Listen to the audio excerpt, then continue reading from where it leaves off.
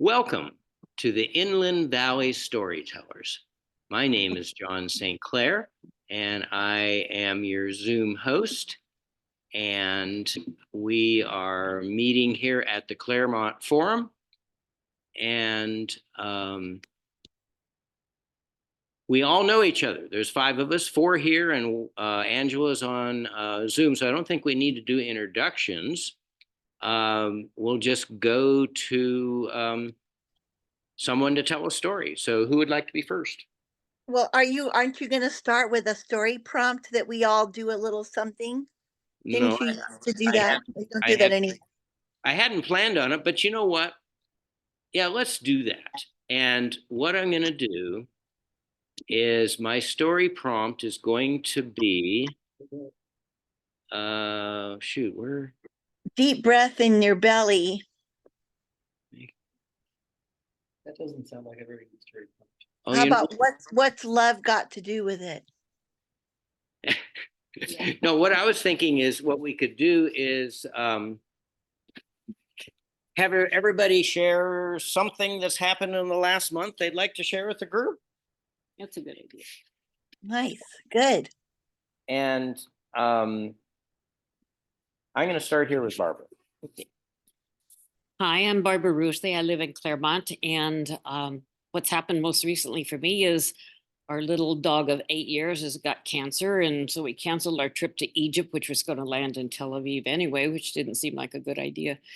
And so we've been taking him down to Carlsbad for treatments, and we're all finished with the treatments now. Now we're waiting for him to get better. Wow. Hopefully he gets better. Yes. A related story. And it didn't happen just this month. We have a 14-year-old dog who was diagnosed a year and a half ago with cancer.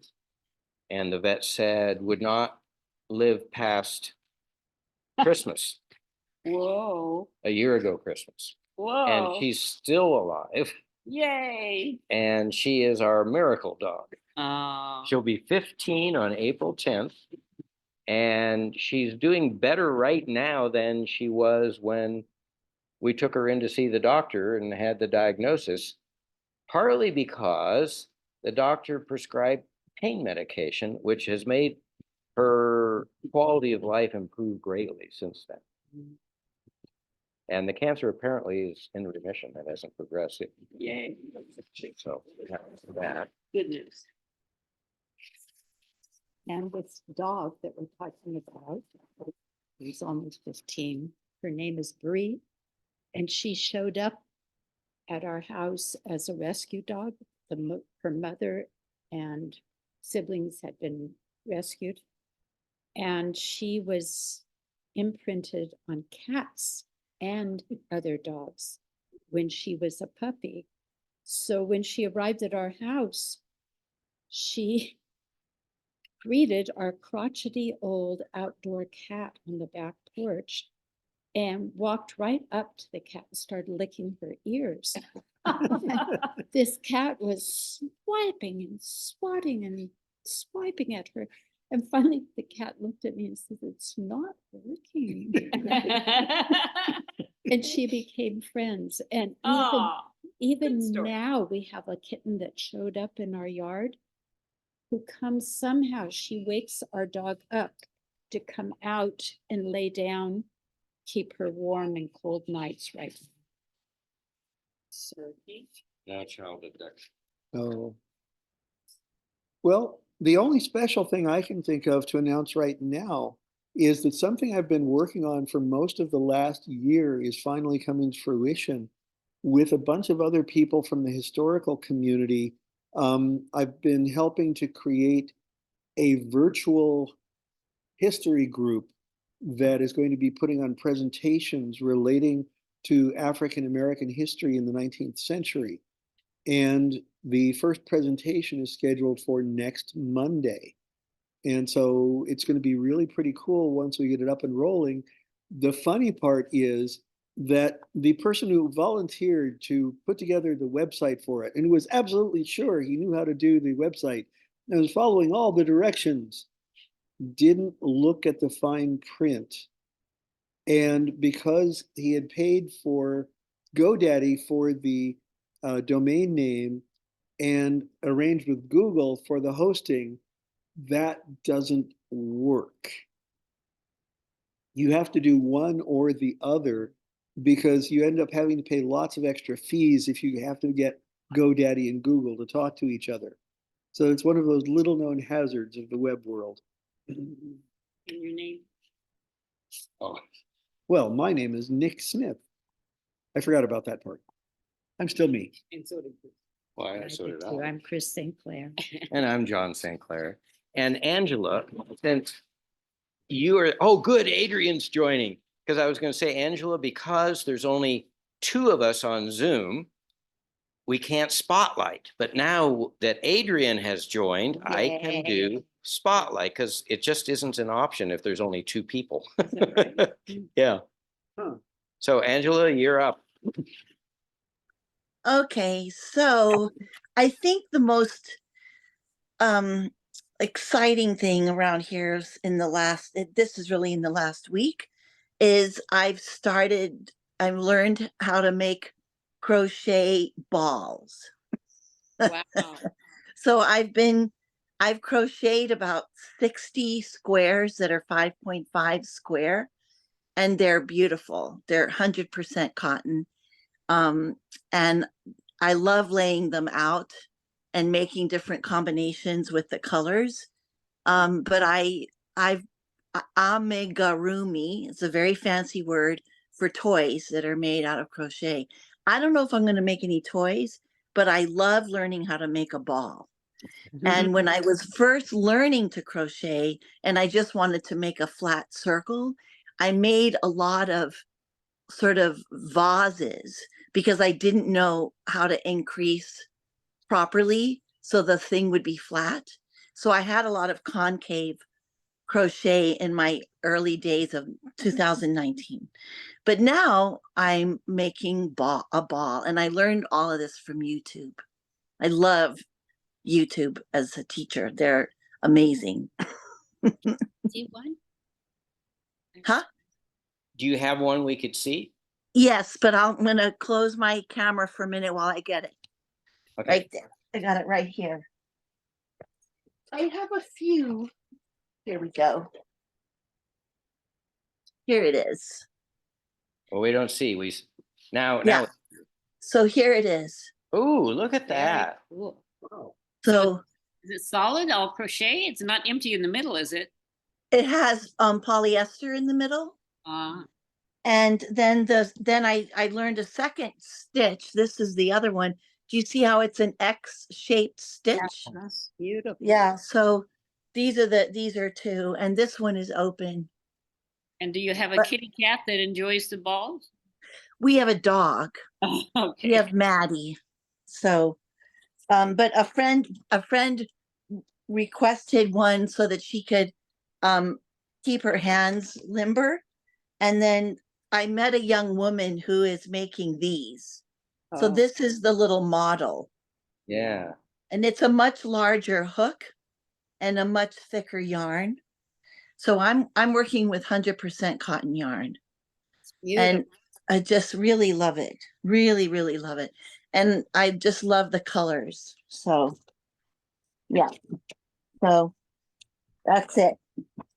Thank you for sharing.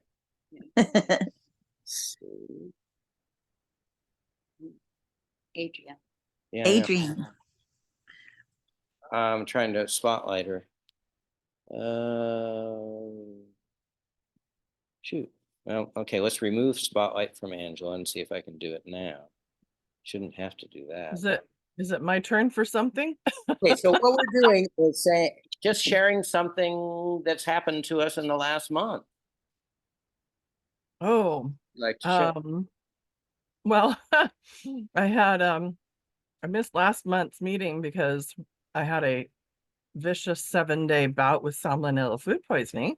So that was pretty awful. 7 days. Yeah, so yeah, it was pretty awful. You know where you got it? I think it was because I had bought the the pre-cooked spare ribs from Vaughn's Deli late toward dinner time, and it didn't have a timestamp on it. And usually they put a timestamp. I have a feeling that thing was out there since 9 o'clock that morning.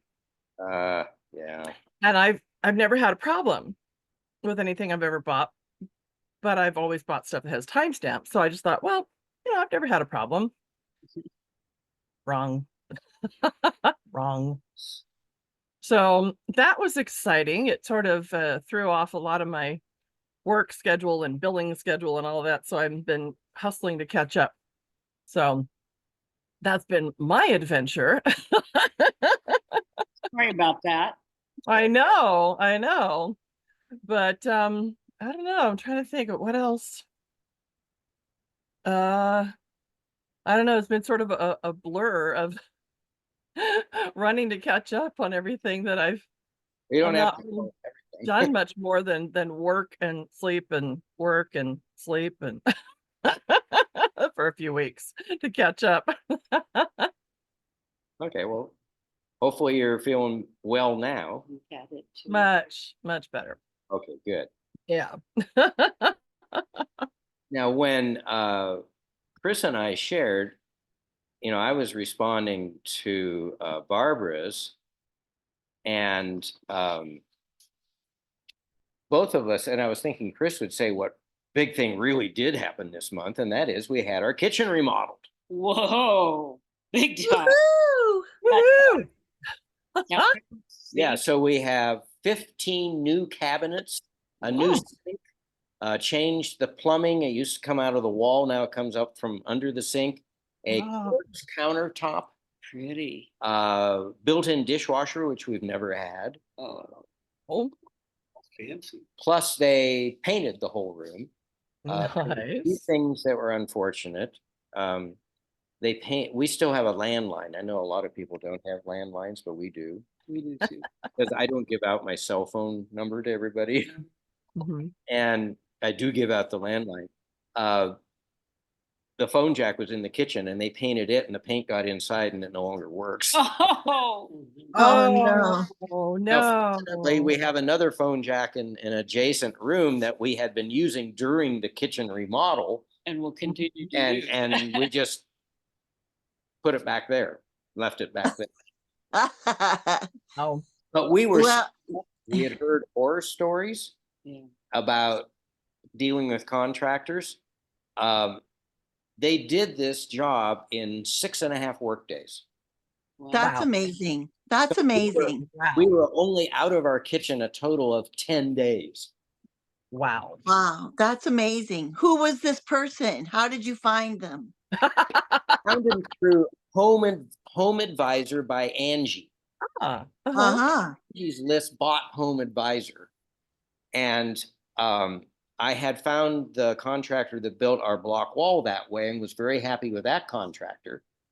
And so I decided to do it again. It's changed a little bit. I think they sell Angie's List now sells their, when you subscribe, they sell it to other people that aren't even on their list. Our phone was ringing off the hook. And I only chose one contractor to meet with, but anyway, but that's how I found him. And it turns out this contractor only advertises on Angie's List. That's the only advertising he does. And where does he live? Does he live in the area or? He lives in Ontario. He's a graduate of Chaffey High School, as am I. Wow. So he's a local guy. One of his crew lives in Rancho. The other guy lives in Moreno Valley. But the reason we chose him, one of the big reasons, is it's just him and his crew. He only has one job at a time. He doesn't have multiple jobs going on all over, which is how things get dragged out. Yeah. It's a big outfit. They have they're juggling their workers around. He says, when I start a job, I don't take another one till I finish it.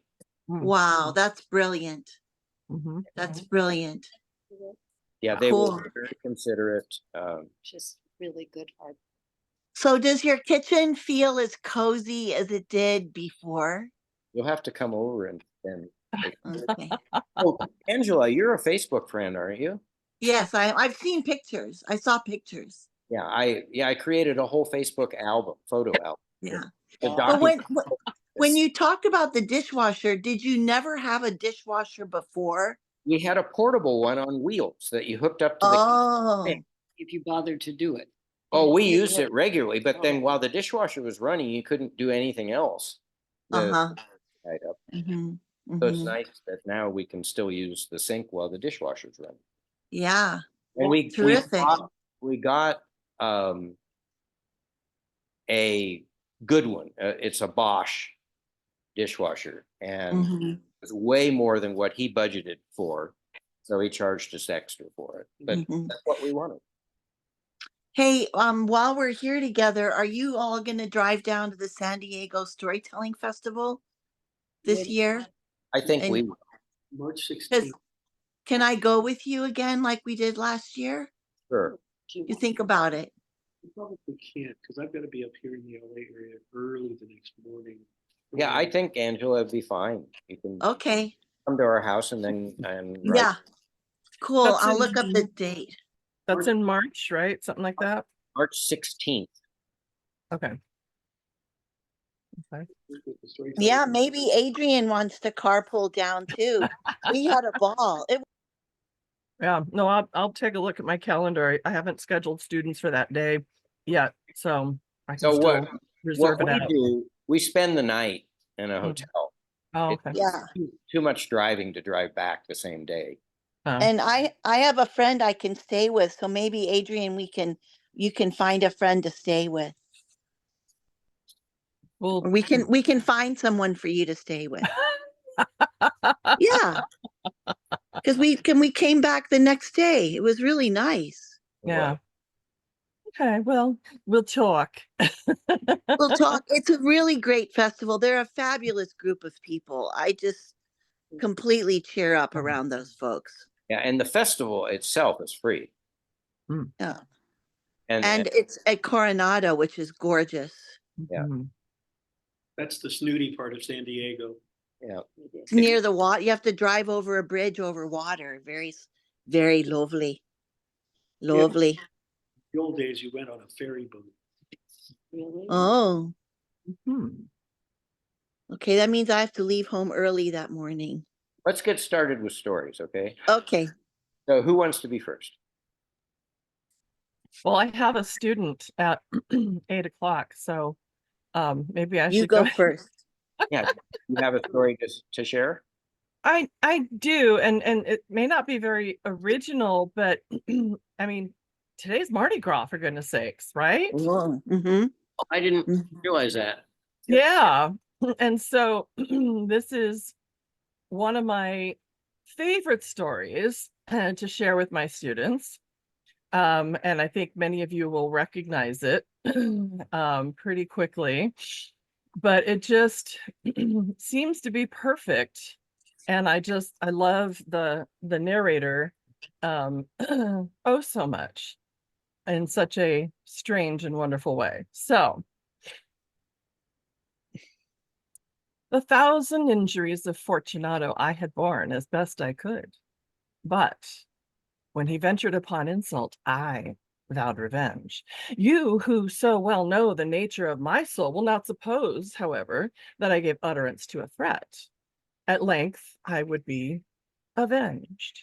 This was a point definitively settled, but the very definitiveness with which it was resolved precluded the idea of risk. It must not only punish, but punish with impunity. A wrong is unredressed when retribution overtakes its redresser. It's equally unredressed when the avenger fails to make himself felt as such to him who has done the wrong. It must be understood that neither by word nor deed had I given Fortunato cause to doubt my goodwill. I continued, as was my wont, to smile in his face, and he did not perceive that my smile now was at the thought of his immolation. He had a weak point, this Fortunato. Although in other regards he was a man to be respected and even feared, he prided himself on his connoisseurship in wine. Few Italians have the true virtuoso spirit. For the most part, their enthusiasm is adopted to suit the time and the opportunity to practice imposture upon the British or the Austrian millionaires. In painting and gemmery, Fortunato, like his countrymen, was a quack. But in the matter of old wines, he was sincere. In this respect, I did not differ from him materially. I was skillful in the Italian vintages myself and bought largely whenever I could. It was about dusk one evening during the supreme madness of the Carnival season that I encountered my friend. He accosted me with excessive warmth, for he had been drinking much. The man wore motley. He had on a tight-fitting party-striped dress, and his head was surmounted by the conical cap and bells. I was so pleased to see him that I thought I should never have done shaking his hand. I said to him, "My dear Fortunato, you are luckily met. How remarkably well you are looking today. But I have received a pipe of what passes for Amontillado, and I have my doubts." "How?" he said. "Amontillado? A pipe? Impossible! And in the middle of Carnival?" I have my doubts," I replied. "And I was silly enough to pay the full Amontillado price without consulting you in this matter. You were not to be found, and I was fearful of losing the bargain." "Amontillado! I have my doubts. Amontillado! I must satisfy them. Amontillado! As you're engaged, I'm on my way to Lucchese. If anyone has a critical turn, it's he. He will tell me. Lucchese cannot tell Amontillado from sherry," my friend Fortunato said. "And yet, some of us fools will have it that his taste is a match for your own, Fortunato." "Come, let us go," he said. "Whither?" "To your vaults," he volunteered. "Oh, my friend, no, I will not oppose upon your good nature. I perceive you have an engagement. Lucchese, I have no engagement. Come." "My friend, no, it's not the engagement, but the severe cold with which I perceive you are afflicted. The vaults are insufferably damp. They are encrusted with niter." "Let us go, nevertheless," he said. "The cold is merely nothing. Amontillado, you have been imposed upon, and as for Lucchese, he cannot distinguish sherry from Amontillado." Thus speaking, Fortunato possessed himself of my arm. Putting on a mask of black silk and drawing my cape closely about my person, I suffered him to hurry me to my palazzo. There were no attendants at home. They had absconded to make merry in honor of the time. I had told them I should not return until morning and had given them explicit orders not to stir from the house. Well, these orders were sufficient, and I knew that well, to ensure their immediate disappearance, one and all, as soon as my back was turned. I took from their sconces 2 flambeaux, and giving one to Fortunato, I bowed him through the several suites of rooms to the archway that led to the vaults. I passed down a long, winding staircase, requesting him to be cautious as he followed. We came at length to the foot of the descent and stood together on the damp ground, the catacombs of the Montresors. The gait of my friend was unsteady, and the bells upon his cap jingled as he strode. "The pipe," he said. "It's further on," I replied.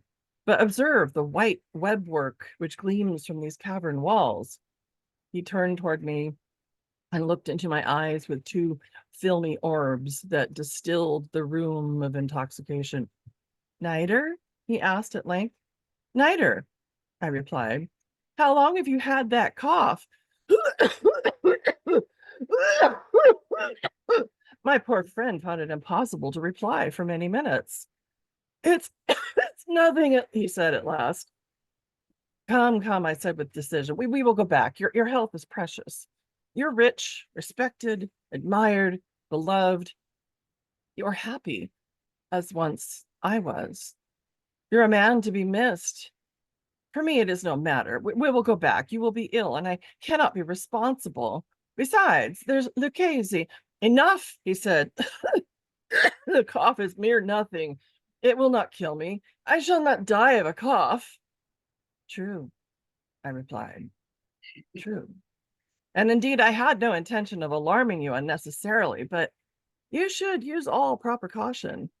A draught of this medoc will defend us from the damps. And here I knocked off the neck of a bottle which I drew from the long row of its fellows that lay upon the wall. Drink, I said, presenting him the wine. He raised it to his lips with a leer. He paused and nodded to me familiarly, and while his bells jingled, drink, he said, to the buried that repose around us. And I, to your long life, I replied. Again, he took my arm and we proceeded. These vaults, he said, are extensive. The Montresors, I replied, were a great and numerous family. I forget your coat of arms. A huge human foot d'or in a field of azure. The foot crushes a serpent rampant whose fangs are embedded in the heel. And the motto, he asked? Nemo me impune lacesset. No one harms me without consequences. Good, he said. The wine sparkled in his eyes and the bells jingled. My own fancy grew with the medoc. And we passed through the walls of the buried bones piled up high with casks and puncheons and intermingling into the inmost recesses of the catacombs. I paused again, and this time I made bold to seize Fortunato by the arm above the elbow. The niter, I said. See, it increases. It hangs like moss in the vaults. We are below the river's bed. The drops of moisture trickle among the bones. Come, we'll go back before it's too late. Your cough. It's nothing, he said. Let us go on. But first, another draught of medoc. He had broke and he reached into a flagon of de Grave. He emptied it at a breath. His eyes flashed with fierce light. He laughed and threw the bottle upwards with a gesticulation I did not understand. I looked at him in surprise. He repeated the movement. You do not comprehend, he said. Not I replied. Then you're not of the Brotherhood. How? I said. You're not of the Masons. Oh, yes, I said, yes. You? He said. Impossible. A Mason? A Mason, I replied. A sign, he demanded. It is this, I answered, producing the trowel from beneath the folds of my cape. You jest, he exclaimed, recoiling a few paces. But let us proceed to the Amontillado.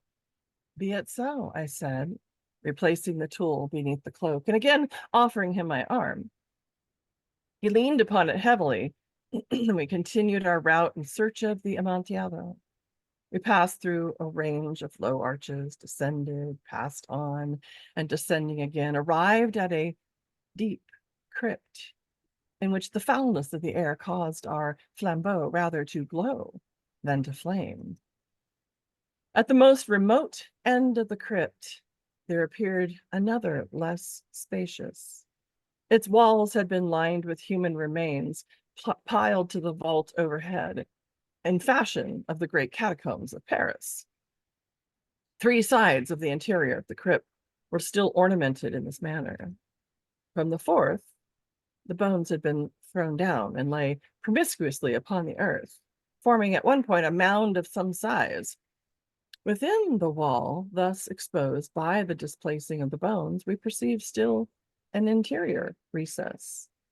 In depth about 4 feet, in width about 3, in height 6 or 7 feet. It seemed to have been constructed for no special use in itself, but formed merely the interval between 2 of the colossal supports of the roof of the catacombs, and was backed by one of their circumscribing walls of granite.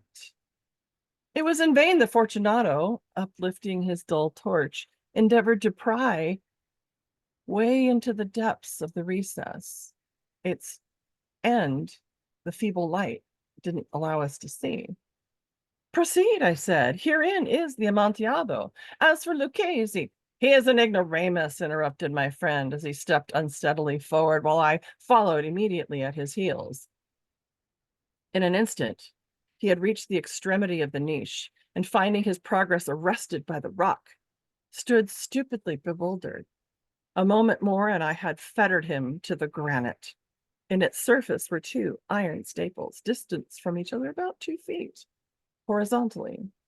From one of these depended a short chain. From the other, a padlock. Throwing the links about his waist, it was but the work of a few seconds to secure it. He was too much astounded to resist. Withdrawing the key, I stepped back from the recess. Pass your hand, I said, over the vault. You cannot help feeling the niter. Indeed, it's very damp. Once more, let me implore you to return. No? Then I must positively leave you. But I must first render you all the little attentions in my power. The Amontillado! Exclaimed my friend, not yet recovered from his astonishment. True, I replied. The Amontillado. As I said these words, I busied myself among the pile of bones of which before I'd spoken, and throwing them aside, I soon uncovered a quantity of building stone and mortar. And with these materials, and the aid of my trowel, I began vigorously to wall up the entrance of the niche. I had scarcely laid the first tier of my masonry when I discovered that the intoxication of Fortunato had in a great measure worn off. The earliest indication I had of this was the low, moaning cry from the depth of the recess. It was not the cry of a drunken man. There was then a long and obstinate silence. I laid the second tier, and the third, and the fourth, and then I heard the furious vibrations of the chain. The noise lasted for several minutes, during which, that I might hearken to it with more satisfaction, I ceased my labors and sat down upon the bones. When at last the clanking subsided, I resumed the trowel and finished without interruption the 5th, the 6th, and the 7th tier. The wall was now nearly upon the level with my breast. I again paused, and holding the flambeau over the mason work, threw a few feeble rays upon the figure within. A succession of loud, shrill screams bursting suddenly from the throat of the chained form seemed to thrust me violently back. For a brief moment I hesitated. I trembled. Unsheathing my rapier, I began to grope with it about the recess, but the thought of an instant reassured me. I placed my hand upon the solid fabric of the catacombs and felt satisfied. I reapproached the wall, and I replied to the yells of him who clamored. I re-echoed, I aided, I surpassed them in volume and in strength. I did this, and the clamorer grew still. It was now midnight, and my task was drawing to a close. I had completed the 8th, and the 9th, and the 10th tier. I had finished a portion of the last and 11th. There remained but a single stone to be fitted and plastered in. I struggled with its weight. I placed it partially in the destined spot, but now there came out of the niche a low laugh that erected the hairs upon my head. It was succeeded by a sad voice, which I had difficulty in recognizing as that of the noble Fortunato. The voice said, very good joke indeed, an excellent jest. We'll have many a rich laugh about it at the palazzo over our wine. The Amontillado, I said. Yes, the Amontillado. But is it not getting late? Will not they be awaiting us at the palazzo? The Lady Fortunato and the rest? Let us be gone. Yes, I said. Let us be gone. For the love of God, Montresor. Yes, I said. For the love of God. But to these words I hearkened in vain for a reply. I grew impatient. I called aloud, Fortunato. No answer. I called again, Fortunato. No answer still. I thrust a torch through the remaining aperture and let it fall within. There came forth in return only a light jingling of the bells. My heart grew sick on account of the dampness of the catacombs. I hastened to make an end of my labor.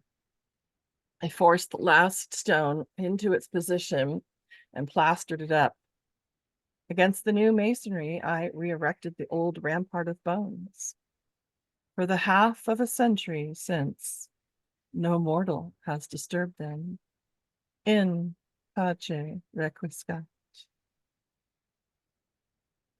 Whoa.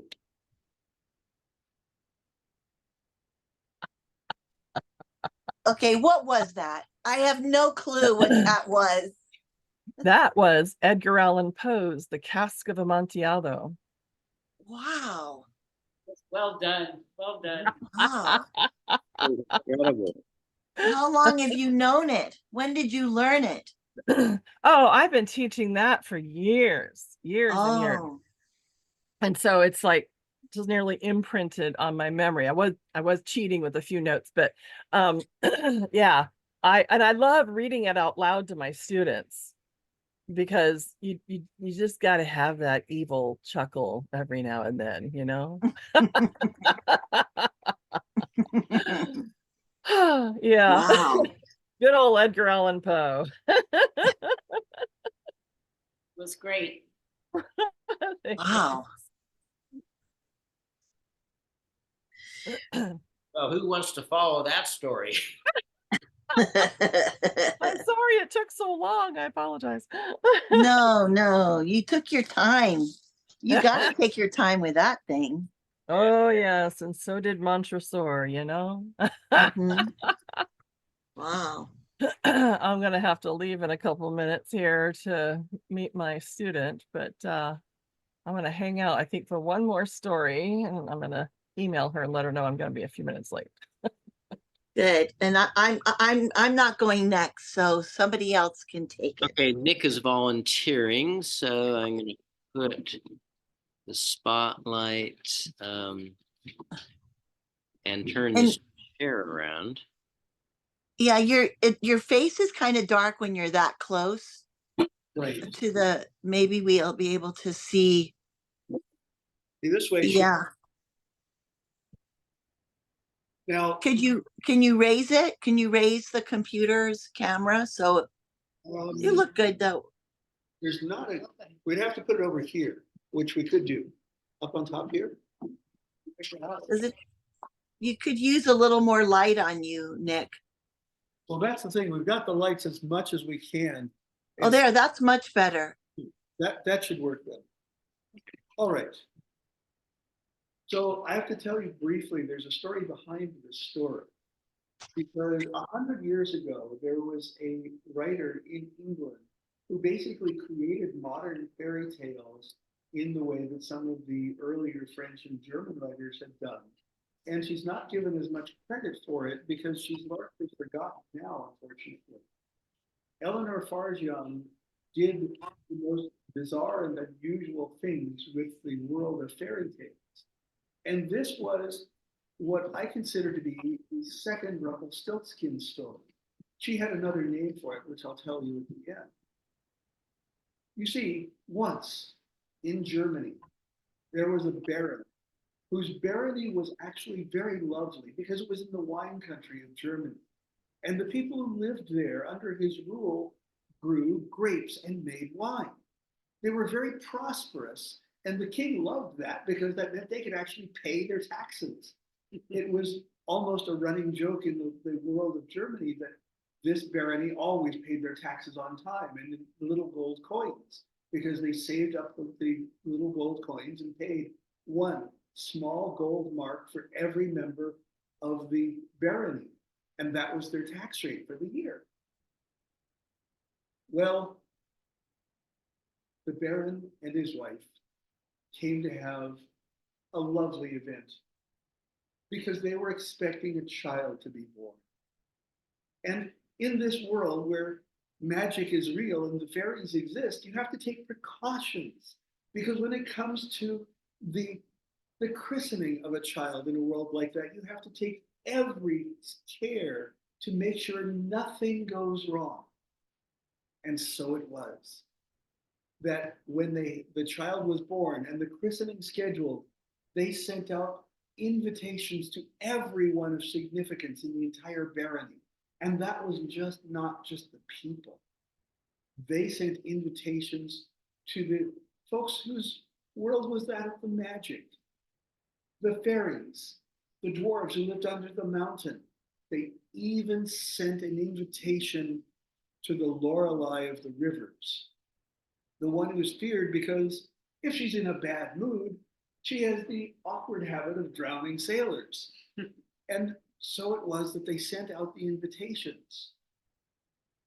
Sadly, at least one of the invitations got lost along the way because the Lorelei sort of startled the messenger. And you know, it's hard to keep your attention on things when there's a terrifying personage in front of you and you're delivering them a message. And so it was that one of the invitations got lost. And it was the invitation to Rumpelstiltskin, who lived under the mountains. Now here I must explain something. You've heard only a fraction of why Rumpelstiltskin was famous. In fact, turning anything into any kind of thread was second nature to him, for that was his power. Turning straw into gold thread, a piffle, because his power was that of anything that could be made into a stocking. Now, granted, you wouldn't think of making gold stockings, but it was a thread, and so he could make it. And so he could have woven it into golden stockings if that's what she wanted, but no, that wasn't what she wanted. She just wanted gold and getting rich and capturing a handsome prince and all of that. But the fact was that the original story in which he was so badly fooled had made him the laughingstock of the fairy world. And so when he didn't show up for the christening, no one really thought much of it. In fact, the christening went normally and well. The good fairies gave the new child, Bertha was her name, polite gifts that she would be happy and healthy, that her hair would always shine and all of that sort of thing. And everyone started leaving. And after almost everyone was gone but the family, the door opened and in came the Lorelei. Now, just because you invite the Lorelei to a christening doesn't mean that she's going to show up, because she's not exactly a party being. And she came in and saw that most of the others had gone, because she was in fact on the trifle late side, but she said, I will give a gift to your new daughter. From the day she first walks, her right foot shall be a foot of gold. And then the Lorelei turned and walked out. And everyone was too stunned to get any clarification on what that meant. But that's when the other figure came in. And it was Rumpelstiltskin. And he was angry because he had heard there was a christening and he had not received an invitation. And the Baron said, but we sent you one. I didn't get it. And I'm really upset. I'm going to put a curse on your daughter. And then he saw the strength of the magic that the Lorelei had placed on her, as well as the others coming off. And he really wasn't sure what it was safe to do. But he walked over and said, her left foot, if there's ever a stocking on it, that stocking will have a hole in it. And then he stomped out the door. Well, the Baron barely restrained his laughter till Rumpelstiltskin had gone, because that was the silliest curse he'd ever heard of. A hole in her stockings. But he was a little worried about the whole idea that she would have a foot of gold. I mean, it wasn't going to happen until she was able to walk, but he got the nursemaid to go and get a pair of little baby socks to put on the baby. And the nursemaid put the baby socks on the baby, and the left one immediately had a hole in the heel of the stocking. That's it? That's the curse? Ah, no problem. And so it was for several years. But as soon as the baby got up and started to walk, the nursemaid immediately covered her feet with longer stockings so that no one would see her right foot in case it became golden and covetable. you wouldn't want to have someone steal the baby for the baby's foot. But the left one always had a hole in the heel. The child grew older, and she got to play with the children, because a barony is not a great grand castle. A barony is the head of a town and the community around it. And so she played with the other children, and she learned to wear boots so no one would notice that she had a hole in her stocking. In fact, everybody always gave her boots. It was sort of like a funny thing because she always wore boots, so everyone wanted her to have boots to wear. She had no other kind of shoes. She was not interested in the kind of things that a baron's daughter would do that needed fancy shoes. She didn't dance or things like that because everyone was afraid that her foot might have the stocking slip if she was dancing. And if it was a foot of gold, they weren't sure what would happen.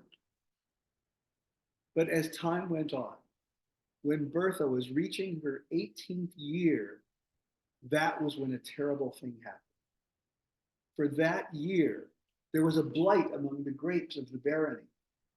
The crop failed, and therefore they could make nothing new. They couldn't sell the grapes. They couldn't make new wine. They didn't make enough money to pay the taxes. And the baron sent a message to the king saying, please, we've been faithful and on time every year, but there's been a blight in the grapes. Could you possibly give us a little bit of margin, because we do not have the cash in hand to pay the taxes yet. That will take more time. And the king sent back a message saying, I will come to take a look at your situation. I also will take either the taxes or your baron. And the baron was upset, but he didn't know what to do.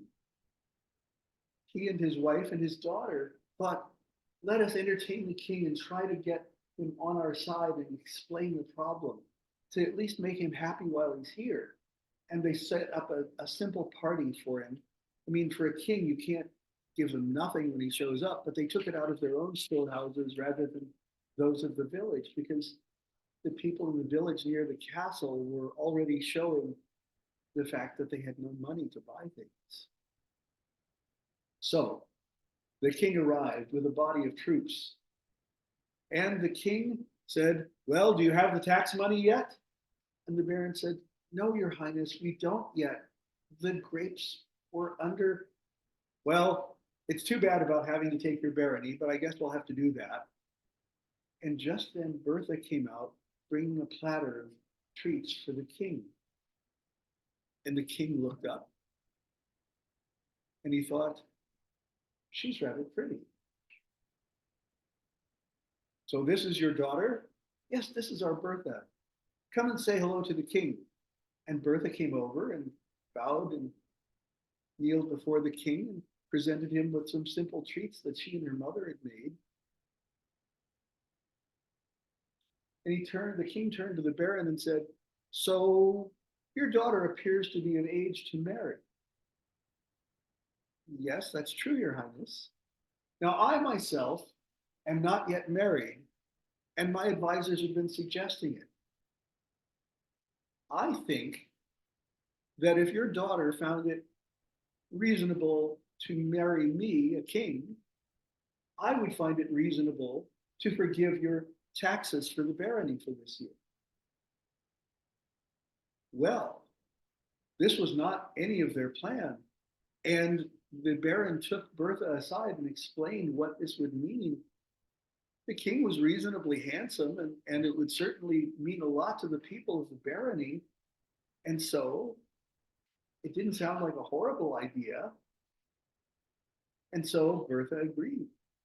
And the baron came over and told the king, we can arrange for that. She is willing to marry you. That's wonderful, said the king.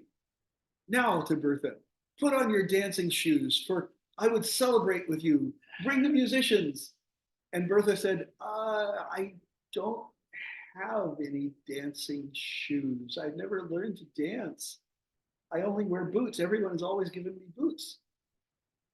And the king said, oh, don't worry about it. take off those boots. You can dance in your stocking feet. I'll teach you to dance. And Bertha said, all right. And she took off her boots.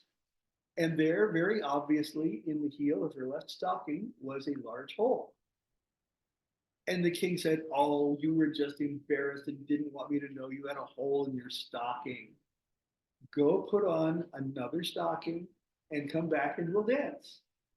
And she went off, shrugged, brought back another stocking, put it on, and there was immediately a hole in the heel of her left stocking. And the king said, that was a clever trick. How you palmed the first stocking and switched them and put, that was a jester's trick. That was very clever of you. But please put on a regular stocking and we can dance. And Bertha tried to explain that it wouldn't help because every stocking that she ever put on always had a hole appear in it because there was a curse on her foot. And the king said, no, no, no, no. Really, just put on a regular stocking and we can dance. And so she showed the king a brand new fresh stocking. She showed the king the old stocking. She pulled off the old stocking, placed it there in front of him, put on a new stocking on her left foot, and there was a hole in it. The king began to lose his temper because he thought Bertha was making fun of him. So I offer you tax relief for your whole barony, and this is how you treat me. You play jokes on me? Well, enough of this. I'll have the money tomorrow, or you lose the barony. And he went off to where his men were camping. Well, Bertha began to cry, and the baron, this was too much for him. He yelled at everyone, including at Bertha. You, this stupid curse on your foot, this has ruined us all. And that wasn't her fault. No man will marry you if they know you have a curse on your foot.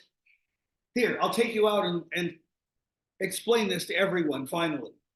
And he dragged her out in her stocking feet, out into the courtyard where people were beginning to gather to ask what was going on. Which of you will marry my daughter? I will let you know that she has a curse on her left foot. A silly curse, but it's one that will cost us all of our land and everything that we've built. People buzzed in the crowd and none of them knew what to say.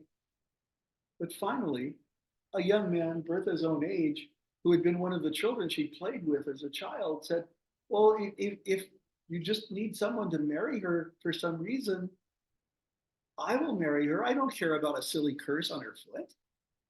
I know that she's a good person and a kind and sweet person. What could be wrong? Well, the baron said, fine, you marry her. Call the musicians. We'll go over to the church right now.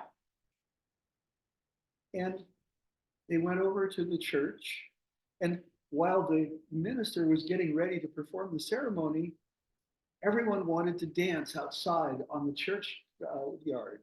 And so the musicians began to play. She still didn't know how to dance, but the young man was willing to teach her. And she said, I'm sick of these silly stockings. I'm sick of these silly boots. And pulled off the stockings from both feet. And her father and mother were afraid that, wait, there was nothing unusual about her right foot. It was perfectly normal. But as she and the young man began to dance, there was something very odd, something glittery and shiny in the grass. The baron's wife went over, and there, every time her right foot touched the ground, there was a little gold mark. And the baron's wife, being very intelligent, said, keep dancing. And so they danced for a while. And then the party moved into the church and had a very lovely wedding as the baron's wife and her servants gathered up all the coins that had been left behind. When the king came back the next morning, he was presented with a basket of the gold coins. I knew you could find it in you to give me the money. It's not so simple as that, but here are the tax payments for you for this year. Well, good. And no more playing jokes on the king. Well, my daughter is no longer eligible to marry you anyway because she got married to someone else. As in my wrath, I said the wrong things. But so it is that that little baron continued to produce grapes. And in the good years, it was the taxes paid for out of the grapes and wine. And if there was a bad year, it was the only barony in all of Germany where tax day was honored with a dance. And the name of that was Bertha Goldfoot.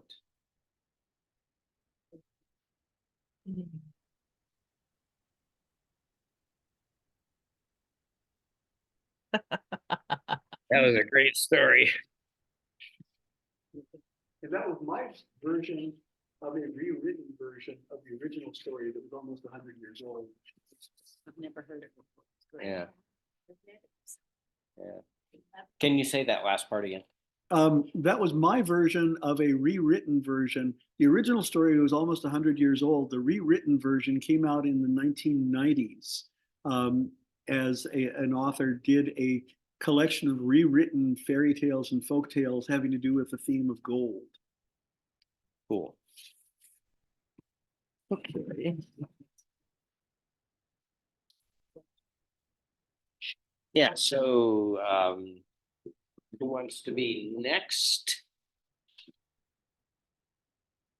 Angela, you want to be next or you want to be last? We can't hear you. I'll be last. Oh, okay. So Thanks. you have a story? You willing to go next? Okay, let's have you stand where Nick was and we'll put this up here again and hopefully Angela doesn't get seasick from this moving. Let's just spin the computer around. Huh? Let's just spin the computer around. Yeah, right. That would do it, huh? My story is a story from France. It's a fairy tale.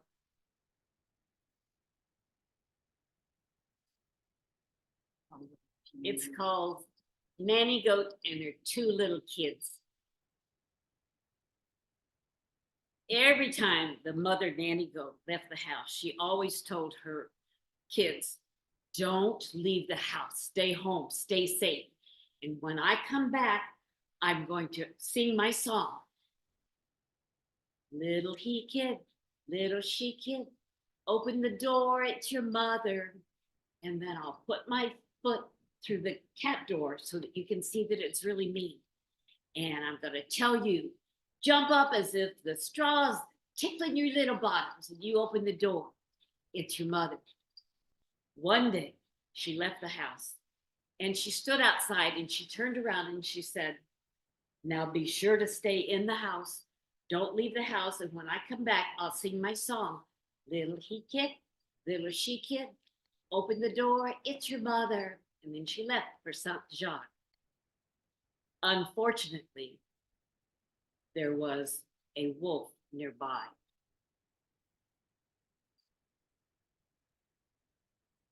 And he heard everything she said.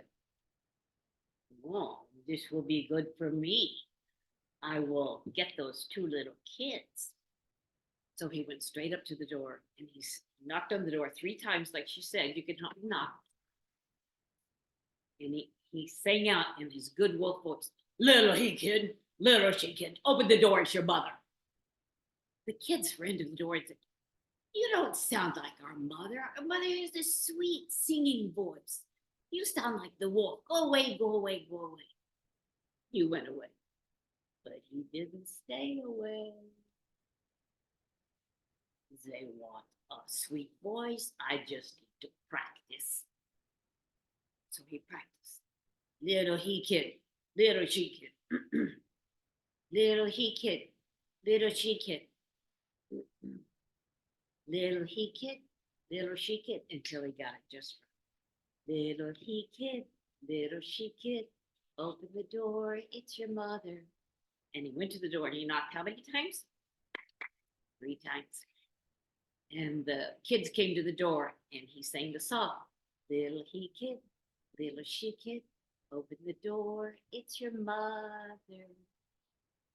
The kids ran to the door and said, "Oh, mother, are you really home? The wolf's been trying to scare us. Put your foot through the cat door so we know for sure it's you." And the wolf put his ugly, scruffy foot through the door, and it was not.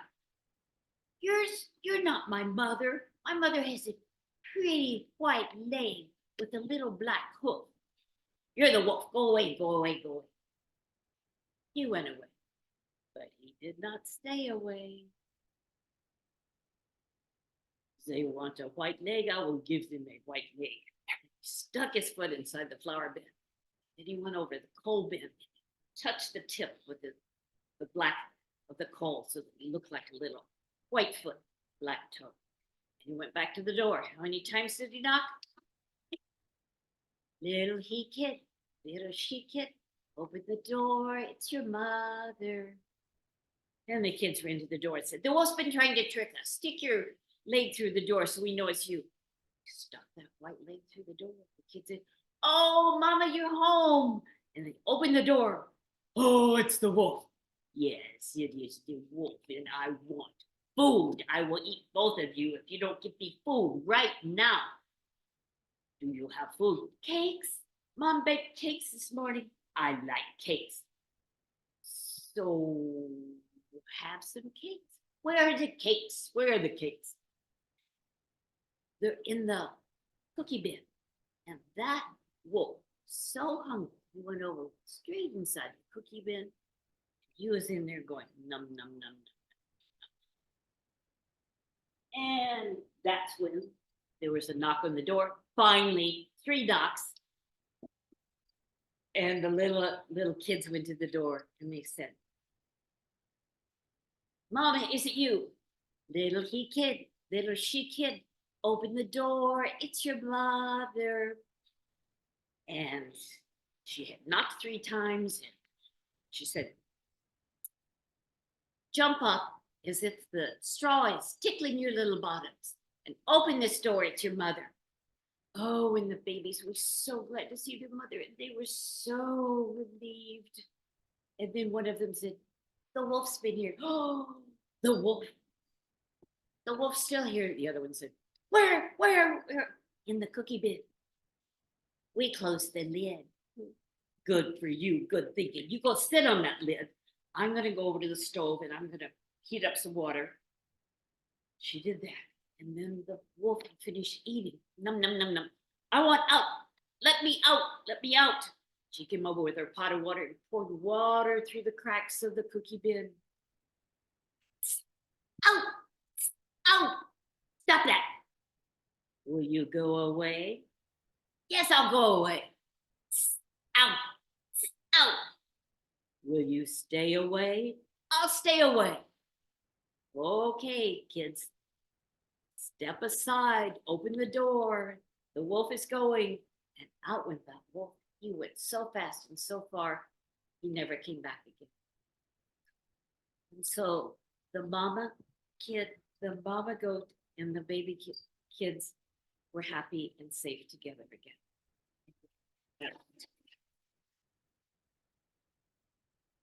I'm still practicing.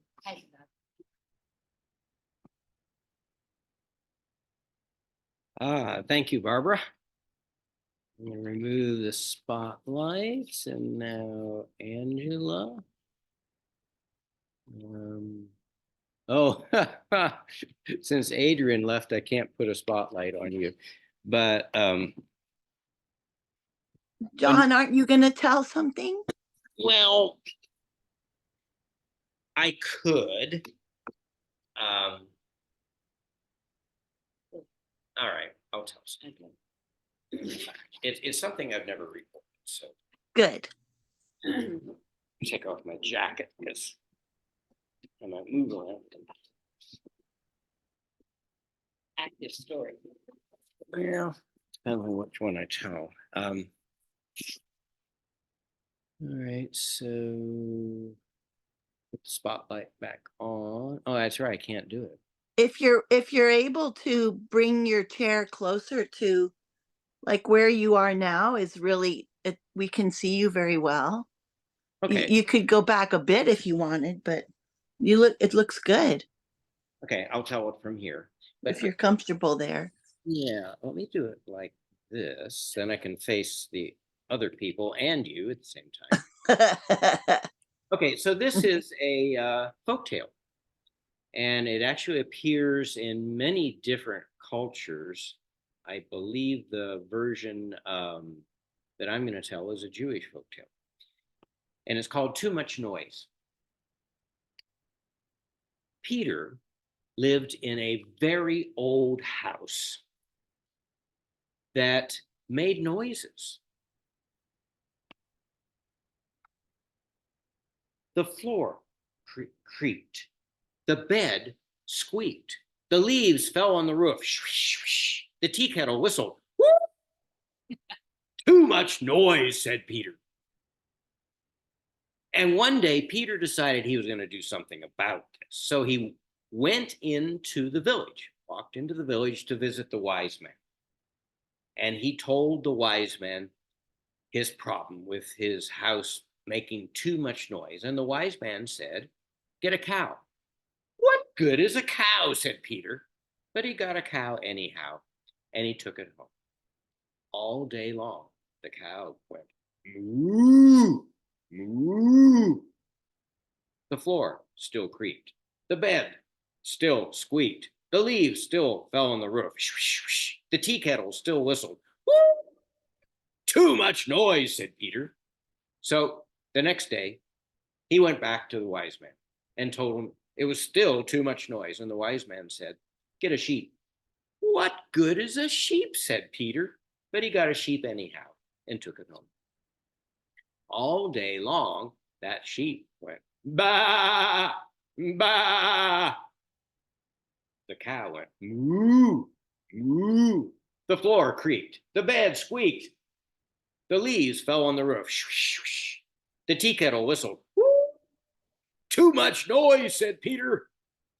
And so the next day he went back to see the wise man again and complained there was still too much noise. Well, the wise man said to get a hen. What good is a hen, said Peter. But Peter got a hen anyhow and took it home. All day long the hen went,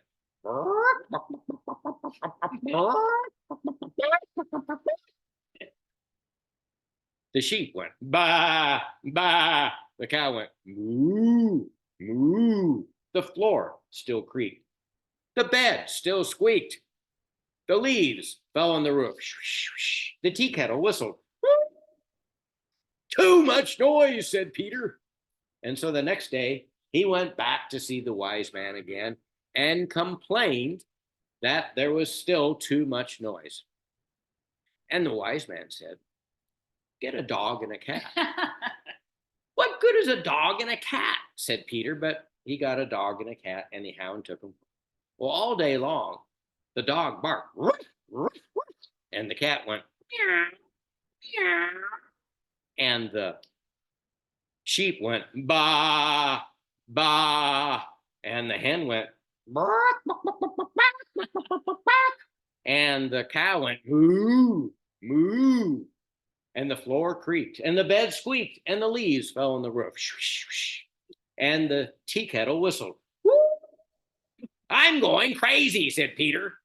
So the next day he went back to the wise man and he said, I told you my house had too much noise, and you told me to get a cow. All day long, the cow goes, moo, moo. And you told me to get a sheep. All day long, the sheep goes, bah, bah, bah. And you told me to get a hen. All day long, the hen goes, bah, bah, bah, bah, bah, bah, bah, bah, bah, bah. And you told me to get a dog and a cat, and all day long the dog barks, ruff, ruff, ruff, And the cat goes, meow, meow, I'm going crazy. And so the wise men said, let the dog and cat go. Let the hen go. Let the sheep go. Let the cow go. And so Peter went home and he let all those animals go. The floor still creaked. Oh, what a quiet noise. The bed still squeaked. Oh, what a quiet noise. The leaves still fell on the roof. Shh, shh, shh.